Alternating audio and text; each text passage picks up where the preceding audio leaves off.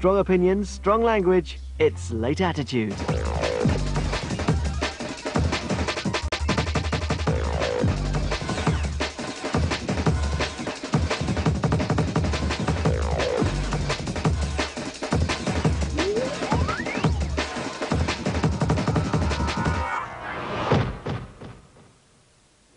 Welcome, one and all, to this hot little show designed to help you get something off your chest. Yes, at last a show where you get to air your thoughts on this week's hottest topics. And because we know you love it, this week we've got an awful lot of sex. Yes, there you were, having just enjoyed all the jiggery-pokery of club reps, and here are we, offering you another portion of flesh. Well, maybe, but more about that in just a minute. We'll be visiting various parts of the region in a quest to find out exactly what's on your mind. And joining us in the fun down here at Creation in Leeds, a 96.3 radio air, drive time DJ Liz Whittaker, and top journalist Richard Purvis. So Richard, tell me, what's been occupying the news airwaves this week? Leeds United, the ongoing takeover saga, of course. Who's going to buy it? Who's got a spare couple of quid to put in the pot there? And you're a big Leeds United fan, aren't you? I'm not afraid to admit to it, but I am thinking that 500 quid I spent on a bond a few years ago is somewhat down the Swanee now. That's a bit dicey, I think, for that one. And Stan Collymore as well this week. He's admitted dogging. Dogging, I'm sorry, you're going to have to help me out here. What's that mean? Having sex with strangers and also being watched by strangers as well. His wife's not best happy about that, but he has apologised. OK, avoiding Ulrika Johnson, that's definitely not safe sex. OK, but more on safe sex later. We'll get under the foreskin of that particular debate a little bit later on, I think. But first, we need a little bit of light relief, Liz. So what's had the listeners to your afternoon show in stitches? OK, well, Jordan and Peter Andre, obviously, still all over the papers. Everybody's talking about them. Are they, aren't they? Do we care? We'll talk a bit about that later on. There's been a heat of Mr Gay UK in Leeds this week, which has got a lot of the boys and quite a lot of the girls quite hot under the collar. And the hot topic this week is, do we have to pay to pee? Is it fair? More on that a little bit later. And when it comes to taking the piss, what better could we do than ask a former Big Brother housemate to come on the show and slag off a couple of reality TV stars? He's famous for his six-pack, he's famous for his greasy hair, he's even famous for his failed pop career. She's the Page 3 girl turned mum with a huge inflatable chest. Yet these two have worked their way into our hearts through I'm a Celebrity, Get Me Out of Here. Have we all gone slightly insane here? Justine Selman on the streets of Leeds. Well, girls got to make a living, eh? Justine will be out there finding out just how popular Peter Andre and Jordan really are. And if you'd like to share your thoughts with us about Pistol Pete or Juggy Jordan, then why don't you log on to the Late Attitude website and let us know. The address is lateattitude.com, and there you can comment about anything on the show, find out where we're filming next if you want to come along, and even get a little bit of gossip about me and Justine. Well, that should have you reaching for your tissues as you surf away. And as a solitary activity, DIY, or it's probably the original form of safe sex, discounting obviously the risk of razor cuts from having to shave those hairy palms all the time. But when you're bored of doing it by yourself, you may actually want to do it with somebody else. And in that case, you could then be trying your luck on the sex lottery. Yes, if you have sex without a condom, you're playing the sex lottery. Which of 25 sexually transmitted infections will be yours tonight? Gonorrhea! Girls, be the talk of the town with an inflamed cervix. Chaps, watch your old chap disappear next to your severely inflamed testicles. It'll change your life. A fantastically funny radio ad designed at alerting us to the dangers of having unprotected sex. So good, in fact, that one of this lot are going to be playing our own TV version of the game a little bit later in the show. But first, we wanted to know what you guys thought that the risks are of not practicing safe sex. We get bombarded with information all the time at school, at family planning clinics by your parents about how you should always use condoms, the pill, any kind of protection. But I don't think that people take much notice of it because people still go out and have sex all the time without thinking anything of it. Included, they've got all the information, it's just nobody really bothers. Because when it comes down to it, sex without a condom is so much better. I don't think we're very careful at all because HIV and all those diseases have risen. I think that people might be aware of the risk, but they don't ever think it's going to happen to them. My phrase is, if you can't be good, be careful. Always practice safe sex, always have a condom. I have to know the person and I would practice safe sex. I've been in a relationship for 8 months. Basically, always still carrying. By the time you get to my age as well, you know all about that stuff. It just depends whether you choose to put it into practice or not. They do clue you up in sort of sex education lessons, but they're generally more funny than they are educational. It's the whole thing of putting a condom on a dildo. It was that was a comedy moment. Nowadays, if they want to have sex, regardless whether they've got condoms or not, they're gonna do it. Richard, your station was one of those that actually carried the sex lottery ad. So just how worried are the government that we're not, well, wearing our wellies when we go for a dip? The government, they're really concerned. Over the past 5 years, we've seen on average a 100% increase in the amount of STIs knocking around. That's a frightening amount of people who are going to clinics in Yorkshire, knocking on the door. And the NHS, of course, has to bear the burden of this, and we're talking millions and millions of pounds. Now, obviously, there's a huge monetary cost there, and those funds could be going elsewhere. But what about the human cost? Human cost is really high when you think that 4 of these STIs are actually incurable. So HIV, AIDS, hepatitis B, and sort of genital warts, genital herpes as well. And then 8 of them show no symptoms whatsoever. 8 show absolutely no symptoms? Yeah, so you could be walking around not knowing you've got one of these STIs. OK, so it really is best if you think even there may be a chance, you should check yourself in as soon as possible. Yeah, exactly. OK, well, thanks for that, Richard. Now, Mandy Tyson is a nurse specialising in sexually transmitted infections from York Hospital's NHS Trust. Hi, Mandy. Hello. OK, so STI is actually on the increase. Very worryingly so. We've seen a national increase, particularly in chlamydia and gonorrhea. OK, so who most is at risk from these? Generally speaking, 16 to 24-year-olds are the greatest group of people that are diagnosed with sexually transmitted infections. OK, are these people walking around not knowing they've got it? Absolutely. The majority of people have no symptoms, and for example, in a club this size, if it was full capacity with 3,000 on a Saturday night, 16 to 24-year-olds, at least 300 people may have undiagnosed chlamydia. That's population prevalence. So how good are the treatments for these nowadays? Treatments are excellent. They're very successful, and many of them are single dose these days as well now, which is a great benefit. OK, just briefly, what sort of symptoms should we be looking for Men, if we think we're suffering from an STI? Men, pain on passing urine, penile discharge, women, vaginal discharge, abdominal pain, abnormal bleeding after sex or during in between periods. OK, is there anything else that's really scary that we should be looking for? Or? I think that basically we need to make sure that we realise people don't pass them on purpose. They don't know they've got them. It's your choice to make sure you don't get them. That's good advice indeed. OK, boys and girls, it's time to be brave.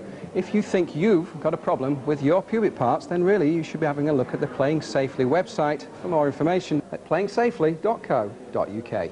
Remember, some of the STIs that Mandy was talking about can have some serious effects on your body, so the sooner you get some help and support, the better.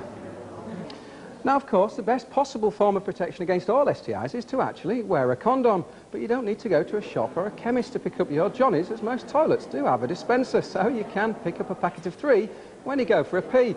But as Justine Selman points out, these days, going for a pee doesn't necessarily come free.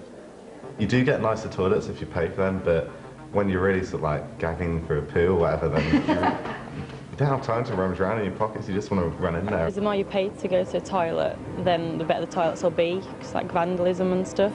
I've never paid to pee. I don't go to toilets where you have to pay because I think that it's a necessity rather than something that you should have to pay for. It's not a privilege. Why should you have to? It's not like something we asked for. We can't help when we need toilet, we need to go. I've used toilets before where I haven't paid and they've been shitholes. You know, there have been a lot of times when I'm desperate to go to the toilet and I'm in Leeds Station and I've got 2 10p coins but not a 20p piece and you can't use them. Yeah, I reckon it's fair that you've got to pay. To be honest with you, if I don't have to stand in a shitty toilet where it smells of piss, I don't give a shit, to be honest with you. It's just mean. It's just money-making scam. I understand why they are doing it because the cleaners can clean it, but sometimes I've been into toilets and they've actually been dirty and smelly. It hasn't been worth my 20p instead of going on bus.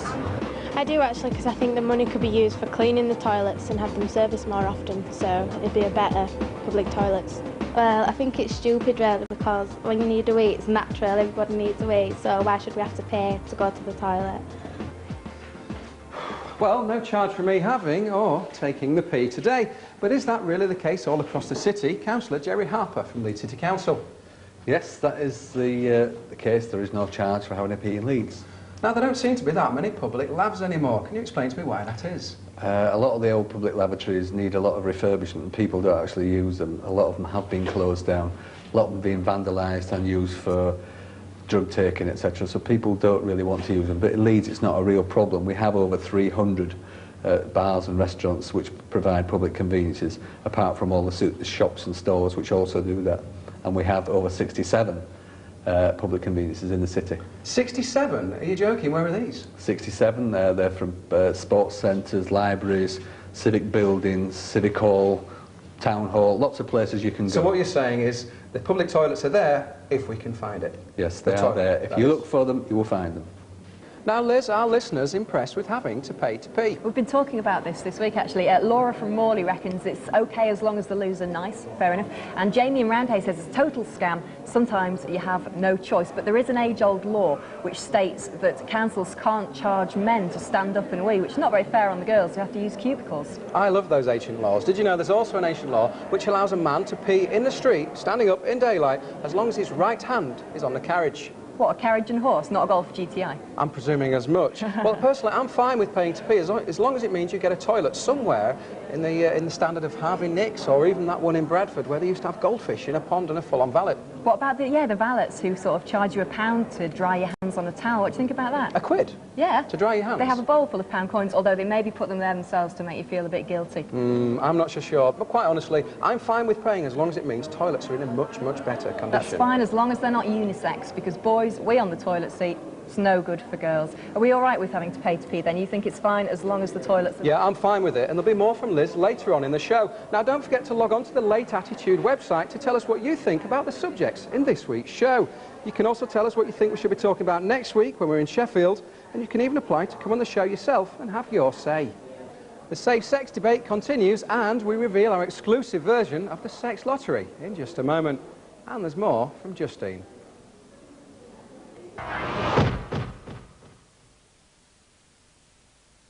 Look at the state of you.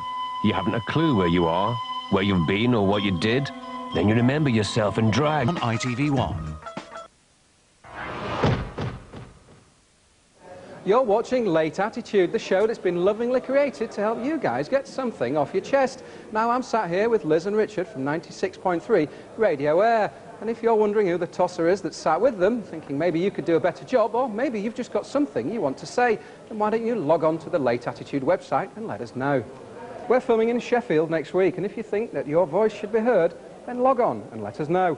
We'll be playing the sex lottery in just a moment, where we'll be finding how much this lot know about sexually transmitted infections, and we'll be having a chat about the most serious infection of all, which may well be caused from you not wrapping up your own or your boyfriend's willy. And when it comes to covering up, who do you think does it best, the boys or the girls? Lads just go out there and they're looking for stuff, and I think they expect girls to carry protection with them, and if they aren't, then, you know, they just go. I think when guys don't have condoms, it's like they should need to start thinking, why haven't they got a condom in their wallet or in their pocket if they're going out? With boys, like, oh, it doesn't matter, it's all the girls' problem, you know, let them deal with it if they get pregnant. Obviously girls are the more sensible sex, but I think men need to put that condom on and make sure that they're safe. It's always the girls that go down to family planning clinics. When I go down, there's only ever girls there. I never ever see a guy there, and I don't know many guys that even carry condoms now. I think a lot of males just are there for the sex and don't think about anything else. Guys are just obviously they just want the one thing, where the girls are a bit more, they're the ones that are going to get pregnant and have the kids, whether the guys aren't, are they? So Guys will do anything, they're not bothered. It's the girls that have to take contraception, girls have to take pills, you know, the guys just aren't bothered. I'm not being sexist, I'm not being sexist because some boys will practice it more than girls, but I think boys have a high sex drive and they just go along with the head and don't think safe. Lads probably take into account the fact that if they get someone pregnant, that they're fucked. Can I say that? Good. That they're fucked. For life. Richard, the most feared consequence of not using a condom is that of contracting HIV. Am I correct in saying that? That's right. Everybody should be most worried about this. We've got some figures in, and last year there was a 20% increase in new cases of HIV. That's over 5,000 people picked up the virus just last year. And overall, since the virus was discovered back in the early 80s, 50 million people across the globe have got this infection, so it's a huge problem. Now, there are a couple of incredibly scary statistics, and I've got one here. 4 out of every 5 new cases amongst 20 to 40-year-olds are actually caught while abroad. Exactly, 4 out of 5, 80%. You go overseas, you know what it's like, fun time, sun, sea, sand, sex, and booze, and that's the problem. People drinking a lot. It's always encouraged to hit the bars, do a pub crawl, cheap beer, you're taken into the nightclubs, and then you've left your inhibitions behind, and that's when the trouble starts, because people have unprotected sex. So the problem with going abroad is the fact that people are leaving their inhibitions in this country. So we don't want to be accused of scaremongering. let's just get a few basic facts clear. Unprotected sex and needles aside, are there absolutely no risks from social contact, such as drinking from a glass, sharing a toilet, kissing somebody? That is minimal, absolutely zero. You can't get HIV from the things you've just mentioned, like kissing, sharing towels, that kind of thing. It has to be sharing of needles or unprotected sex. Okay, that's fantastic advice, and really what we're saying is take care of yourself and you'll be fine. Exactly. Okay, well, thanks, Richard. Okay, Jenny is from the Terence Higgins Trust Leeds office, an organisation that offers help, support and advice to people who are diagnosed with HIV. Hi, Jenny. What I need to know first is, for those who think that they may have been exposed to the HIV virus, where's the best place for them to go for a test? The best place would be a GU clinic, because they have specialist health advisors that are fully trained with the HIV field, can offer post-test counselling and advise you where to go next. Okay, is there any reason why we can't go to our GP for a test, for instance? We'd recommend that you wouldn't go to your GP, simply because a GP will record that information in your medical records, and that can have implications later in life if you wanted a mortgage or health insurance. Sure, okay, that's clear. Okay, for those that are diagnosed with HIV positive, what's the next step? Okay, next steps is to absorb that information and to get some support, really, whether that be from an organisation such as ourselves, where we can offer one-to-one support, meeting other people in a similar situation and offering advice on how to live well with HIV. That's great, because I think the important message that we need to give here is that once you've contracted HIV, your life isn't over, is it? Absolutely, yeah. You know, the important thing is that there's a network of support, there's a network of information and advice, and clearly you guys are doing part of that job for them. Yes, certainly, yeah. Life goes on. HIV can complicate life, but it carries on. Yeah. That's great, that's quite a positive message. Guys, if you're worried about HIV at all, then you can contact the National AIDS Helpline. The number's here, it's 0800 567 123. And remember, you can comment on anything on tonight's show via our website at lateattitude.com. Now, the moment you've all been waiting for, it's time for these two to reveal exactly what's behind those cards. It's time to play the Sex Lottery. Sex Lottery. Now, as we heard, those fantastic radio odds earlier on are designed to make us realise that every time we shag without a sheath, we're actually trying our luck. And what's the prize for this particular rollover? Well, let's see. Enough of the foreplay, get straight down to action and play the Sex Lottery. Okay, girls, your first question. How many sexually transmitted infections are there? 25. Let's see if you're right. Reveal. 25. Guys, you are losing. How many sexually transmitted infections out of the 25 are incurable? 6. 6. Yeah. See if he's right. Reveal. I'm afraid you're wrong, guys. You're wrong. It's 4. The right answer is 4. Okay, girls, true or false? You can catch HIV by kissing somebody with the disease. False. You say false? Let's see if you're correct. Reveal. Yeah. False. The girls are right. Okay, guys, no pressure, but the girls are 2-0 up. What is gonorrhea more commonly known as? Crabs. Let's see if you're right. Reveal, please. The clap. I'm afraid you're wrong. Okay, girls. How many sexually transmitted infections have absolutely no symptoms whatsoever?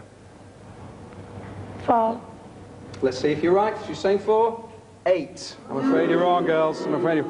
Okay, guys, chance to restore a little bit of pride. True or false, 2/3 of all sexually transmitted infections occur in people 25 years of age or younger? That's true. See if you're true? True it is, guys. Okay, commiserations. You're on the losing side, girls. Congratulate yourself. Thank you for playing the Sex Lottery. Check out this website with loads more information about safe sex at playingsafely.co.uk. Now, after all that heavy but safe sex, I think it's time for a little bit of light relief. Now, last night I was tossing and turning, thinking about how we could end the show, and imagine my surprise when Jordan popped into my head. Unfortunately, the tossing came to an abrupt end because Mr. Andre made an appearance as well.